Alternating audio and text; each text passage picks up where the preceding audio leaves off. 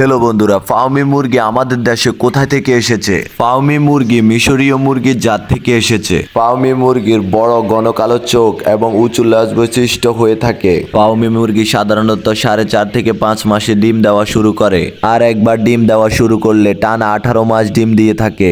একটি ফার্মি মুরগি বছরে গড়ে 200 থেকে 280টি পর্যন্ত ডিম দিয়ে থাকে। ফার্মি মুরগি পালন করা খুবই সহজ, এদের রোগ প্রতিরোধ ক্ষমতাও বেশি।